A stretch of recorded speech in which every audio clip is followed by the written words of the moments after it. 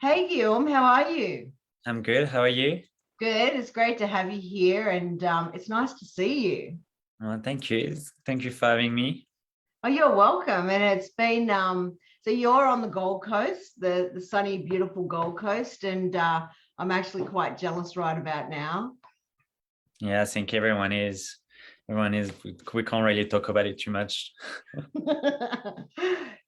So you have got such an interesting story because you born in France? Yep. Yeah, in Paris. Oh, how beautiful. Is it really and truly the city of love? Well, listen, maybe not when you come from there, but it is a beautiful city. And listen, I'm not saying this because I'm from there, but the whole buildings, streets, and the little cafes, and it's got such the charm is amazing, and the architecture is like anywhere. It's It's incredible. So yeah. when you just felt like just, getting out for the day, you would have the opportunity to go to the Eiffel Tower just to go and see some amazing attractions. Yeah, you don't do it when you live there. You only, you only do it when you get friends from overseas coming over and a family. Otherwise, but I mean, I don't know. You're a chef, so you work. That's all you do. Yeah, it's bizarre, isn't it? We were talking on our session on Tuesday night about how, we live in these amazing cities and countries, and yet we don't really get to spend enough time really traveling our own countries and seeing all the sights and attractions that we offer. No, you never do. It's You never do. bizarre, isn't it? But it's not very. When you think about it, it's not very often that you on the holidays in your own country. So you don't really have much time to do all those things. And when you go Yeah. on holidays and you have really a rest time, you go in Asia, or you go in I mean, in New Zealand or wherever it is.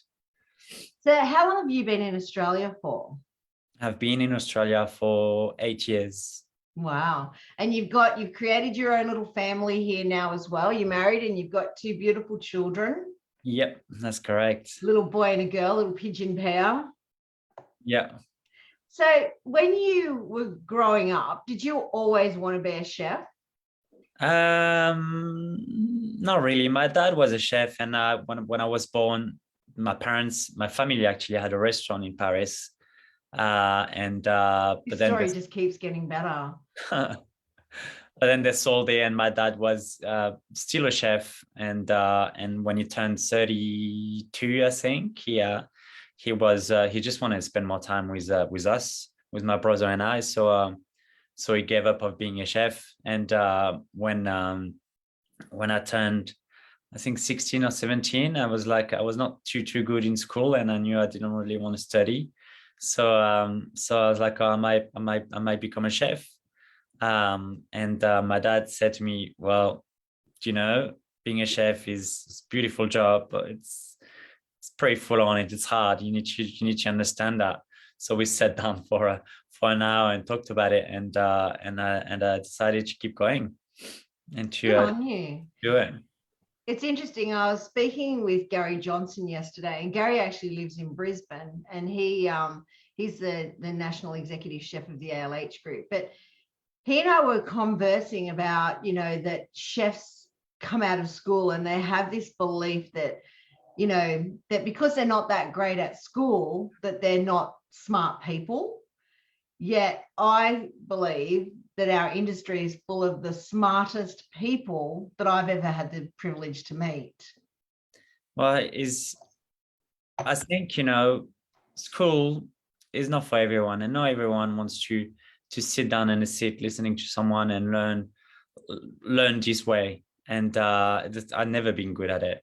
And Yeah. to be honest, it doesn't mean, it doesn't mean I'm stupid. Doesn't mean No. because that it's just people learn better when they're sitting down listening to someone or reading books, and some people learn better when they're doing other things and more active and this. So I mean, you've got to be incredibly organized mentally, to go into becoming a chef. I mean, who else could stand in front of a pass with 30 dockets staring them in the face and be able to organize the thought process of entrees, mains, desserts. It's a full-on process. You have to be super organized. Yeah, it's not an easy job. So tell me, whereabouts in Paris did you work? What was your first foray into becoming a chef? So I started to work in a place called Relais Louis XIII. Was a 2 Michelin star. I was apprentice over there, and it was really, really old school. So in the kitchen we had three meilleurs ouvriers de France, which is when you got a French collar. Yeah. These big things in France, and it was really hard. And I think I lasted 6 months in this place because it was pretty full on. And during those 6 months, I just told myself many times, do I actually want to be a chef or not?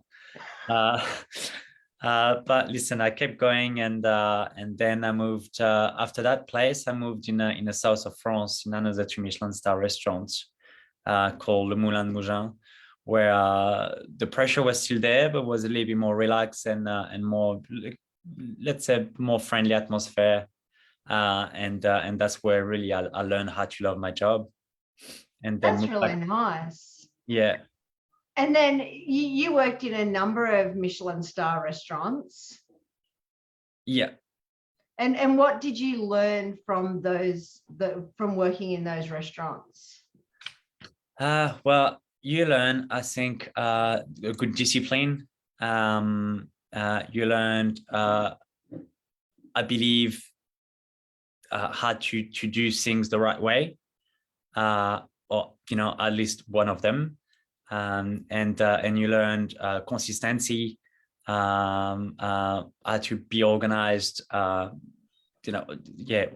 those things. How to you learn hierarchy, because in those big kitchen, not especially big, but in those kitchen, there is a proper commis chef, demi chef, chef de partie, sous chef, head chef, and you really respect this hierarchy, which in many restaurants I've seen. Especially here in Australia, the hierarchy doesn't really exist. Yeah. It's interesting, isn't it? And what section did you enjoy really working in? I always love the fish. Yeah. Okay. Yeah, it's really interesting. Every fish, cooking the fish, filleting the fish. You can fillet 1,000 times a fish, and sometimes you can just miss it. But it's always interesting. That is interesting, and we'll go into why I find that interesting given where you are today. But so you decided at what age to migrate to Australia? Well, I was in England, in London, working in this restaurant, and the person who was a host became my girlfriend, and now she's my wife, and she's Australian. She wanted to go back home 8 years ago, so I followed her. This is what happened. And you just love being here? Yeah, love it. Wouldn't and go back. What is it about the food culture that you love here in Australia? The food culture? The food culture, the what is it about the food scene that you've enjoyed in Australia? Well, I think it's much more relaxed and easygoing in the kitchen. I mean, saying this, I mean, it's the person on top who really set up the rhythm, but probably since I'm in Australia, I've been much more relaxed, maybe because of the sun, the beaches, and all of this, and it makes you a better person in the kitchen. Time change as well, so. But yeah, it's way more friendly environment. Not that didn't have fun working in all those sorts of restaurants in Europe and America, but we're pretty laid back here, right? Yeah. And so did you start out in Sydney? Is that where you first came into the Australian food scene? Was that in Sydney? Yep. Yeah. Was in Sydney. So as soon as I arrived in Australia, I did a bit of consulting for a restaurant called Public Dining Room in Mossman, Balmoral, in Balmoral. And then I took the head chef position in Cottage Point Inn. Oh yeah. Yeah. Down on the North Shore there. Yeah. Yeah. In the national park, and beautiful place, a big challenge. This place was really, really challenging. Yeah. Out of nowhere, finding stuff was hard. Getting the suppliers to come over there was hard. Finding guests to come over to eat was hard. But we made it, and we make big changes over there when I arrived, and loved it. That's Spent about fantastic. 3 years. And then you moved to the Gold Coast? No, then what happened is, so I left Cottage Point and I had no job, and I had a trip planned to go back in France 6 months after that. So I took some holidays in Bali, and this is how I met my new boss, who is now he was about to open a place over there called Mississippi, and I said to him, "But if you need a hand, I'm not doing anything for the next 6 months." So he said, "Well, perfect, come on then." So yeah, I opened a Mississippi for him in Bali for 6 months, and I moved the family over there. Harry, my oldest son, was 6 months old, and this is how it happened. And then when we came back in Australia, I didn't really want to go back to Sydney because after Bali was just really busy. So we decided to move on the Gold Coast. And you're now at the Burleigh Pavilion. Yeah, that's correct. So you were saying before that you really enjoyed the fish section of the kitchen, and now you get to play with that section all the time because you have a big focus on seafood, don't you? Yeah. I mean, we ride in the ocean, so he makes it. It just makes sense to cook fish, and yeah, we've got an enormous amount of. I mean, we've got two big restaurants, so like a sort of pub food restaurants, and like, I won't call it a fine dining, but a little bit more Polished menu over there called the Tropic. And how many numbers could you do? How many packs can you do in a day? In a day, well, in the restaurant in the Tropic, we do, on a big day we can do over 500 covers, and in a Burleigh Pavilion, in a pub side, I don't know, I'll say over 1,000. Wow, 1,500 on a big day. That's massive. Yeah, it's a big operation. So talk to me about the Chef Notepad. I came across the Chef Notepad and came to meet you quite some time ago now when we first launched Food Logic, and I was looking for exactly what it is that you've created. I think that it's probably something that every chef that manages food costs needs to know about. So where did this vision come from? What made you create Chef Notepad? So I believe I've always been a quite organized chef, with my recipes and my costing, and I've been building these spreadsheets on Excel since I was in London, since I was a chef, and it became more and more complicated, and it was really efficient. I managed to include wastage and to report ingredients to different tab, just to transfer the pricing and all this, but he was super complex, and trying to copy and paste the formulas, to add recipes, always come up with some mistake because the total doesn't match up with the amount of ingredients. And when I was working with other people, I was trying to share this spreadsheet and no one could understand it. And I was like, well, maybe I should probably look for a good program that does what my spreadsheet does. And I couldn't really find anything that I liked, and precise enough, like my spreadsheet. So I was like, well, maybe I should actually design one. And this is It's very entrepreneurial of you to do that. And that was about 5 years ago. So I've contacted some programmers and worked on it for, I think from when we had the first discussion to when we launched it was probably over like 3 years or a little bit more. And it was, you know, I mean, being a chef is really challenging, and opening places and all this, it's really hard, and managing big kitchen with a lot of pressure, it's tough. But putting your feet in an industry that you've got no idea about, that was a big challenge.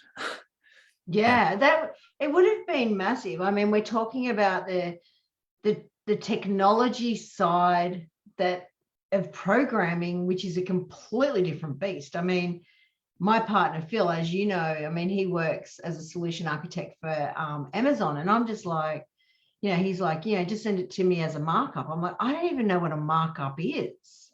They just talk a different language, don't they? It's, you know, the communication between me as a chef trying to explain the programmers what I exactly wanted to achieve, and them trying to explain me why they, you know, what they could do and what they couldn't. It was a mess. It was a mess. But you got there, you know. I mean, you should be really proud of the program that you have created. And what I really admire about you is that you saw a need, you had a vision, and you made it work. Yeah, he's been challenging to make this work. I mean, my whole idea behind it was to really keeping it simple and efficient. So it had to be as good or better than my complex spreadsheets. But he had to obviously be way more simple, because I mean, again, we're chefs, we're not accountants, so it's got to be simple. It's got to be simple. And I think we nailed it. I mean, with the falls that I had with the programmers, and they've done an amazing job. To even the branding, the colors, the layout. It's I mean, this, I haven't got much to do about this. It's mainly them. But keeping it on this loop, it's been hard. Well, you've had a lot to do with it. I mean, at the end of the day, it's your dream, you know. It's what you envisage. So, you know, it's all you, and they just brought it to life, and I think it's fantastic. So what I love about your programming is that you're also able to bring in the wastage factor as well, because that is a costing element that a lot of chefs don't build into their food costs. Yeah, wastage is it's a really hard thing to add to your recipe cost. I mean, just calculating a recipe, when you think about it, it's not easy. Like everyone, like most chefs, and listen, I've done it a fair bit as well, especially when you're in a rush and you just create a recipe. You just take the most expensive ingredients from your recipe, and you just time it by 3 or by 4, and then you got a price on your menu. But in a recipe, you've got so many ingredients that you don't always think of, and in some recipes there is different recipes. You know, like you take a simple recipe like a fish and chips. You've got a fish, you've got a batter, which is a recipe. You've got the tartare sauce, which is also a recipe, and all this. You know, you make big batches, and then you need to divide it by 50 grams that you put on a plate, or 70, and you got the frying oil that you never add to your recipe. But yeah, very true. It's all those things that adds up, and you're saying the fish and chips. Well, we're putting 170 grams of fish on the plate, and maybe let's sell it for that price. And you're very, very surprised when you actually cost it properly how much the food costs you on the plate. It's crazy. And wastage is it's one of the big one too. And you take even when you just buy to make it simple, to keep it simple, but like a fillet of barramundi. And you trim the belly, you trim the tail because you don't want to save the tail.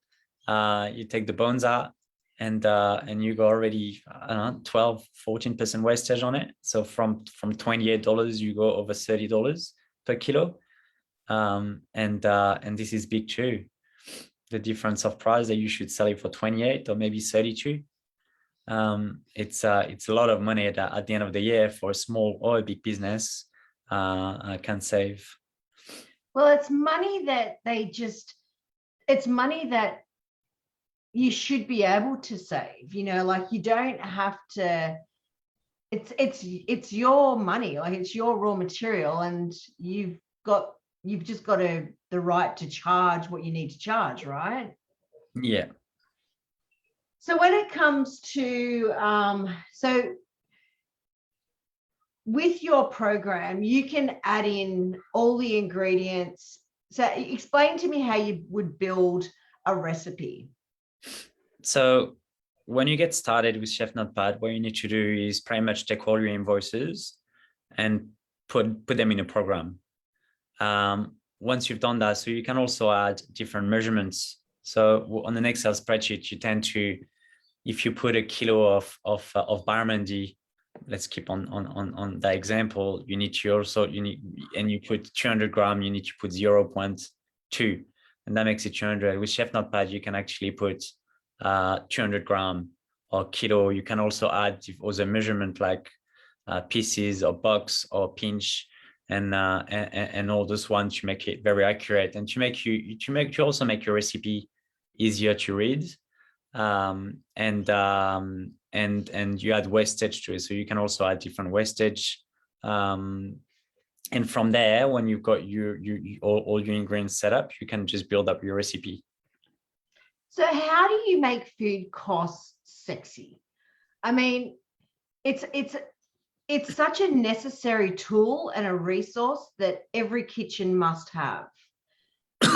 How do you make that attractive to a chef?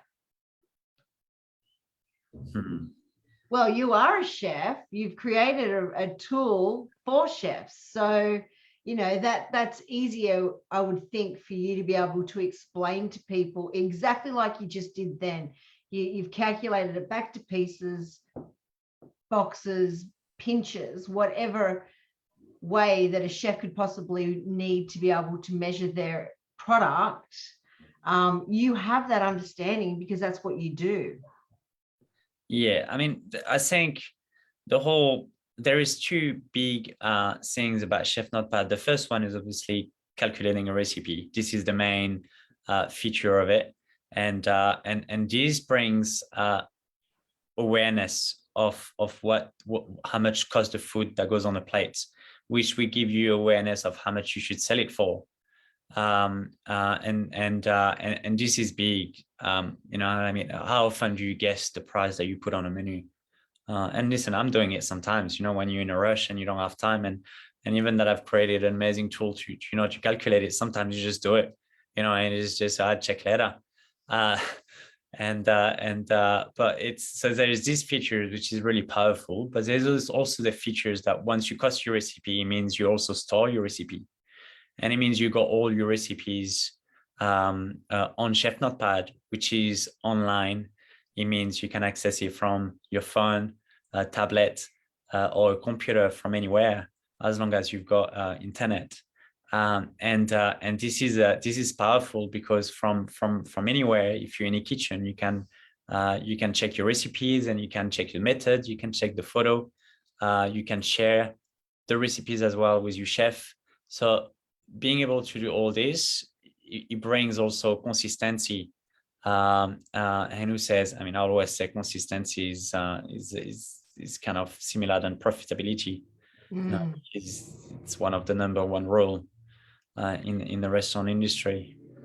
And it also is that whenever your supply comes in and you update your prices in the inventory side of it, it'll automatically calculate to your costs of your recipes as well. That's correct. So if you change the price of the lemon, is going to update all your recipe costs. And how many recipes can you store in the program? It's unlimited. Really? Yeah. So every time you're doing a new menu and you keep adding to your repertoire, this has to be pretty awesome though, when you're looking at putting a special on your menu. And as you said, like, you're really busy. So if you just pull out the components of the recipes that you need to make that dish, you can put your specials on. I mean, once I can't just set up properly, it's really quick. It takes less than 2 minutes to cost a recipe properly. And listen, there's some dishes that you always tend to be like, oh, we don't need to cost that one. Like a vegetarian pasta, you're gonna make money out of it. But as soon as you put, like things like a different cut of steak, or if you want to put a lobster on a menu, or you try to play with scallops and things like that, and you're like, oh, I don't want to miss out on that one. So you just and it's so quick to do. It's so quick to do because you always use also the same recipes. Because you put recipes and other recipes, sub recipes, and you got the same base. So it's really simple. And what I love about this is it's perfect for the cafes or those businesses that don't really, they're still using spreadsheets, or they're just using, a piece of paper. Yeah. It's perfect for those businesses. We've got we've got hundreds of restaurants now. Chefs, I'll say, like actually around the world using Chef Notepad, and they go from bakeries. We've got pizzeria, we've got little bistros, restaurant, cafe. It goes from any type of businesses. I mean, every businesses that sell a recipe, really, it's useful. Yeah. Is useful for them. And what about the Stocktake function? How does that work? So Stocktake is it's not fun to do Stocktake, and it's not fun either with Chef Notepad. It's still counting all where you've got in your fridge. It's not something you want to do every day. But the good things with this, because you've got you updated prices on Chef Notepad, you got all your recipes in it as well, so you can go in your fridge or in your shelves and being like, all right, I've got 1 box of lemon. I've got some lemon juice here. I've got 3 kilos of guacamole. I've got 10 portion of barramundi, but I also got three fillets of barramundi. So you just add them as separated ingredients, and when you press save, he just split it up into all categories, and he gives you the whole value of it. So I mean, what you're looking for when you do Stocktake is the total value. That's interesting. So he save you a lot of time, not reporting from an Excel spreadsheet, just looking for where the ingredient is, and he save you. You just win on accuracy, because you know that the total value of your stock is very accurate. So I've just had Daryl, a friend of ours, ask a question. Hey chefs, what about liquids, etc.? Large quantities of, say, apple cider vinegar that takes long time limits to make. So can you build time into these as well? The labor? You can't add the labor. So labor is very, it's something very hard to calculate. This is why on Chef Notepad you calculate the food cost, right? So not the labor cost. Labor, I find it very challenging because as a chef, when you cook, when you make a beef stock, it takes a long time to do, but it actually doesn't take you that long for you to do. It's the length of time it actually just takes for the stock to cook. Yeah, and calculating also, and you've got if I do it, the stock's going to be really expensive. But if it's a commis chef or a chef de partie who's doing it, the cost is going to be different. It might take them longer to do it as well because they're not as experienced, and it's going to take me. So it's really hard to really put put a cost on this. But then on the other hand, you've got businesses like bakeries where they really focus, for example, on making croissant, and if they know that if they're making the croissant, it takes them 3 hours to do like quite intense labor of doing 500 croissant, whatever it is. And so this is manageable to calculate, but I didn't want to implement it yet because it's just something to it's just a bit complex. Yeah, something to work through. So in your, so you can do your set menu costings as well. Yeah, so set menus, it's like we talked about, calculating a recipe, it's challenging, it's complex, and I believe this is why there's not many a program around that actually does it, because it is complex to calculate. So set menus, it's you pretty much calculating a bunch of recipes, calculating the food cost of a bunch of recipes for weddings or Valentine's Day, New Year's Eve, all those things. So you add all your dishes that you want to put, and you add the selling price of the whole menu, and it give you the food cost. So I don't actually, I never used to do this when and it's my bad, but I never used to do this when I had a spreadsheet, because it's just a lot of, it's just very hard to take a recipe and just to it makes the spreadsheet so complex, and this is why I really want to do this function, because it's way more clear. It's way more clear. It's simple on the program, because you can obviously, you do the work on the back end, and it gives you the food cost of the menu, so you know exactly that if you got that wedding or that brunch menu or that lunch special menu that you do during winter, you know that you're not losing money on it. Yeah, no, it's fabulous. So it's chefnotepad.com. I'm just going to put this into my little chat box here. So chefnotepad.com. And if people were wanting to go onto the site and have a look, what they find is it's a really user-friendly site. So you've got all your features on there. You've got your pricing, you've got contact, and then you've got try Chef Notepad. So you've got a 14-day free trial on it as well, don't you? Yeah, at the moment we do 14 days free trial. Yeah. So that's pretty cool. I mean, you've even got a video on here on how to actually use all of the functions as well. Yeah, we've got we've got tutorial videos on YouTube. That's where you can get a bit of feel for it. We've got on our Instagram as well, we've got some story highlights when it shows how it looks like on the phone and what you can do with it, which is pretty helpful. And yeah. And you're very upfront about like your pricing's all there. You've got, if anyone needs, if they have any more questions, they can contact you. It's a really easy, functionable website to get around and to be able to find out more about Chef Notepad and how it can help businesses. We've got a link on our website as well. If anybody is used to coming onto Food Logic, you can access the Chef Notepad that way as well. So are you looking at evolving Chef Notepad and adding more functions over time as well? Yes, we are. So I'm currently working on an exciting features. It's to do your orders through Chef Notepad. Oh wow! Yeah, and this is a complex one because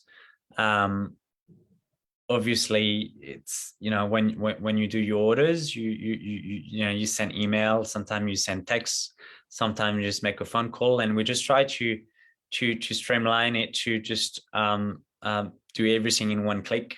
So you're pretty much building this ingredient list, and because every ingredients are allocated to a supplier who's got the email and the phone number and information they need, So you build this list, you press send, and all the ingredients get sent to the supplier that they're allocated to. Bit of mapping there, my friend, a bit of mapping there. But we also want to be able to order recipes. So if you want to order, for example, guacamole, and tomorrow you're doing a big batch of 20 kilo, you write 20 kilo of guacamole, and it'll break it out all the ingredients you need. And you break it down, and with all the ingredients, add it to the ingredients that you already added to. Add, if you've got guacamole and if you've got, I don't know, a gazpacho, he's gonna, add those ingredients together, and then you press send, and you just split it up. That's very innovative. It's you're very clever, Mr. Guillaume. I must say, you're very, very clever. So how does a chef that works full-time as executive chef of the Burleigh Pavilion still have time to create this type of service, this function? I don't really have time. I sleep less. Decide to spend a little bit less time with the kids, and that's what I do. So I've got I pretty much, when I go home from work, I'm with my wife, and we look after the kids, make dinner, have dinner, and then when it's bedtime, I take my computer.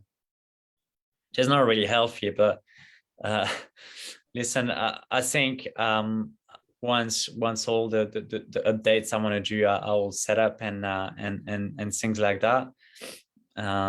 Things gonna be a little bit smoother, but we're still on the startup base, and you got to do what you got to do, I guess. You're very inspirational, I have to say. Just to see what you've achieved and what you've created, it's very, very impressive. Thank you. That's okay, anytime. So do you think that this might be your retirement one day? Yeah, I don't think, listen, I don't think it's gonna make me rich, but it's probably gonna make me, yeah, it's gonna give me a little top up of my superannuation, hopefully. And it kind of gives you, is it to give you also a bit of a plan B when you decide that when the time comes to perhaps step away from the pans, and this can still fulfill the desires that you have through the kitchen, but just in another application?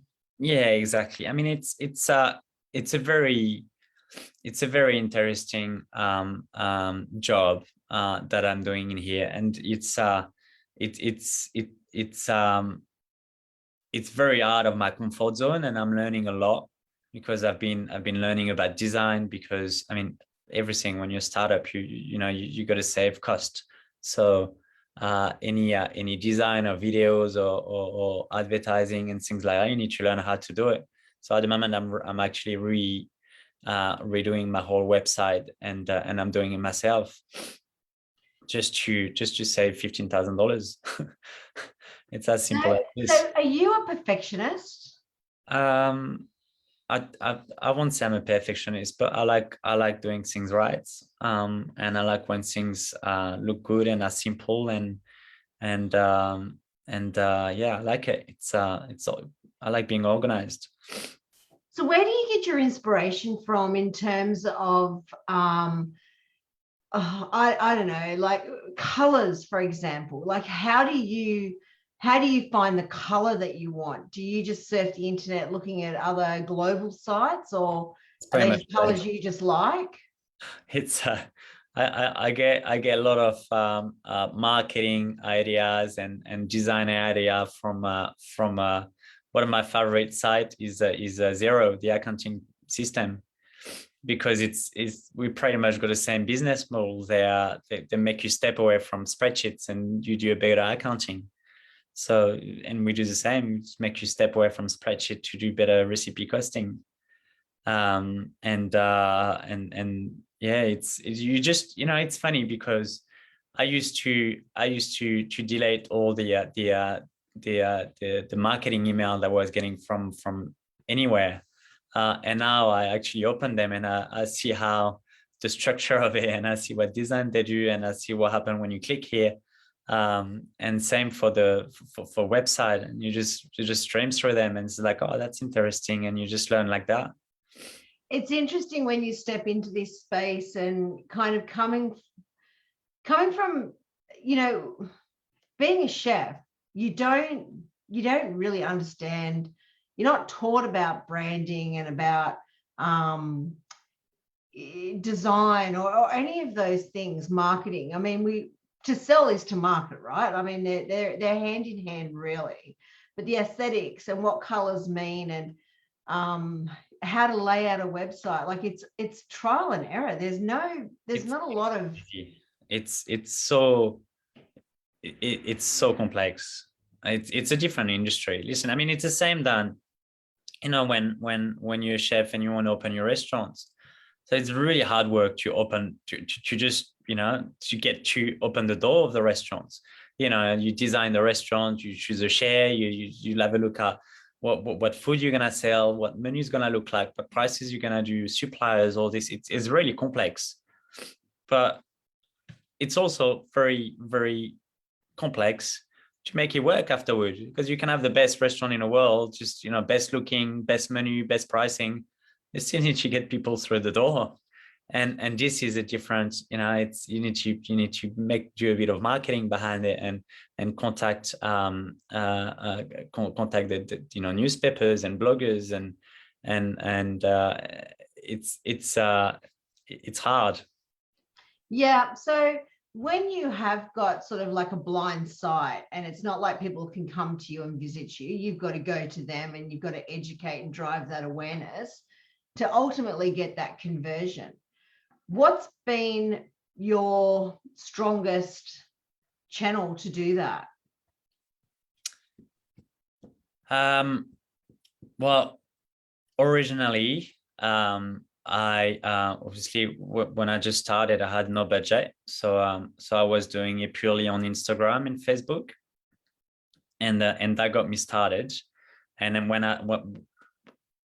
I started getting a bit of revenue, and having I allowed myself to have a bit of a marketing budget, and I run some ads from Google, and I think for Chef Notepad, has been the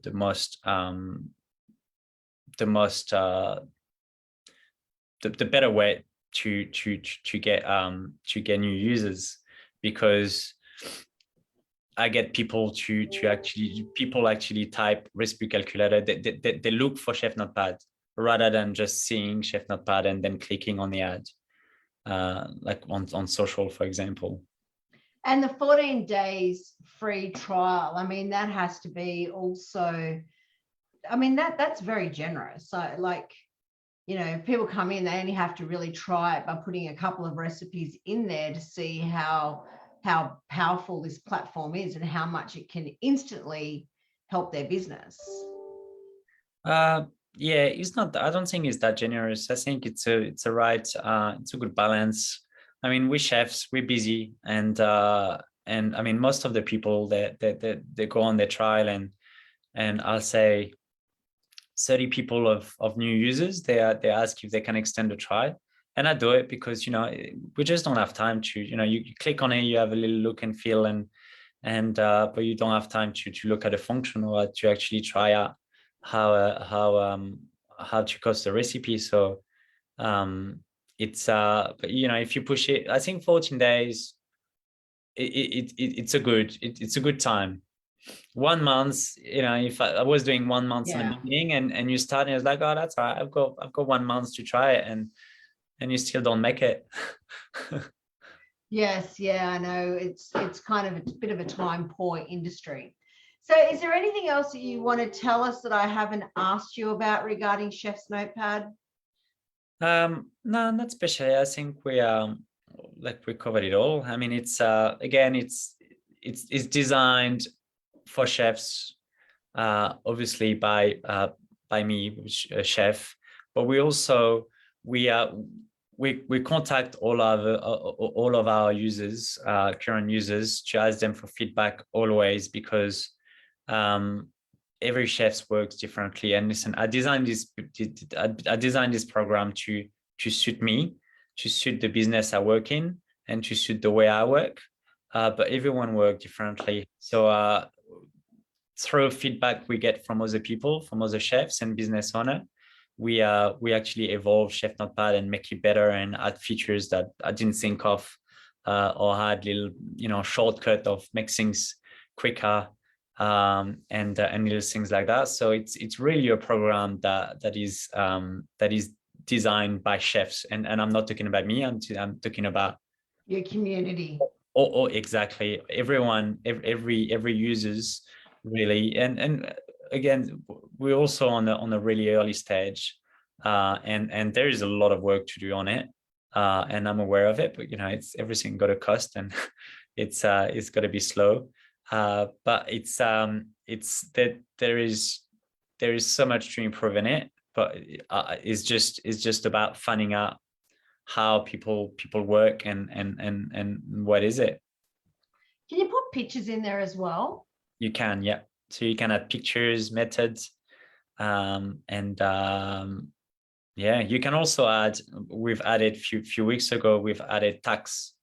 So now you can actually add the tax. So in Australia, the 10% tax to make your recipe even more accurate. Because the tax, GST. the GST, yeah. So you never really add a tax when you cost a recipe, but there's actually 10% of your revenue that goes, to the tax, and this you never count in the food cost, but it is a big chunk of it. Yeah, absolutely. Affect the food cost. So along your journey, who's been your greatest source of inspiration? Like, where do you go? Who's been your great role models as a chef?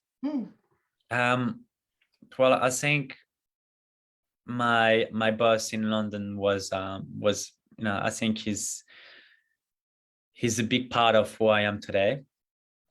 He was running a 2 Michelin star restaurant. The restaurant doesn't exist anymore. I sold it, but he opened a new one. So his name is Claude Bossy, and now he owns Claude Bossy at Birmingham in London.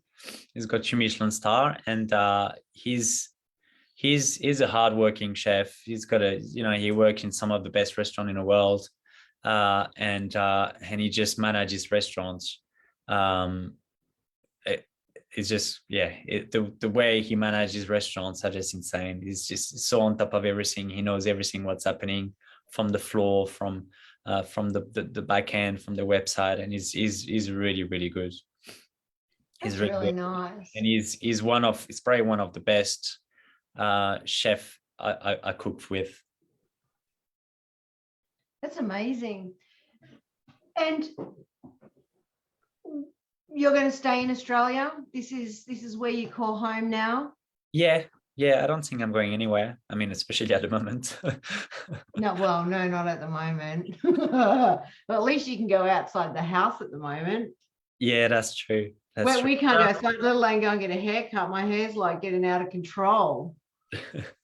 No, I think I can call Australia home now. I'm speaking with my family always, and they say, "Oh, you're far from your family." It's like, well, I've got my family here as well. My wife is Australian, and whole of family is here. My kids are Australian. So yeah, I mean, it's I don't see myself living anywhere else. And even when you go on holidays, I mean, we're very lucky in Australia. Like, we've got beautiful beaches, the weather is amazing, the whole trees and flowers and animals, and like, it's very hard to beat. I remember we need to get you on tourism and make you a spokesperson. I remember a few years ago we went in Hawaii, and we were actually a bit disappointed. Because it's so nice here. Because it's so nice here. And every time we go on holidays, you're just happy to come home. That's funny. I actually think the same. I always look forward to coming home.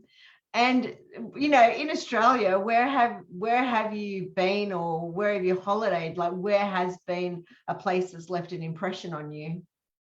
I love Nusa. I really, really love Nusa. Okay. It's very chilled. It gets a bit busy sometimes in Nusa Heads, but it's very chill, very surfy vibe. There's a lot of trees and national park around where you can walk and relax, and for the kids is amazing as well. So you're doing a lot of surfing? Not a lot of surfing, but I'm doing a bit of it. Yeah. Are you any good? No. I'm okay. Listen, I'm surfing on a board or body surfing? No, I'm on the board. Isn't the water really cold at the moment? It's not too bad. It's colder when you get out. Yeah, okay. Although Queensland really doesn't get that cold, does it? No, and the temperature of the water at the moment, in the middle of winter, it's as cold as the water in France during summer. So it's not that bad. Yeah. Well, my friend, it's been a pleasure to speak to you today. I don't think, sorry, I haven't even been looking at my chat to see whether we've got many questions there. But thank you so much for your time today. And I really encourage anyone who's watching this to go onto the chefnotepad.com and get the 14-day trial and try it and just see what you think. And I'm sure you'll be hooked. I mean, I don't even have food costing anymore. And I love the program. I think it's fantastic. Thank you very much. You're welcome. You take care and keep cooking amazing food and keep innovating your ideas and keep being amazing. Thank you. All right. Bye, Guillaume. Bye.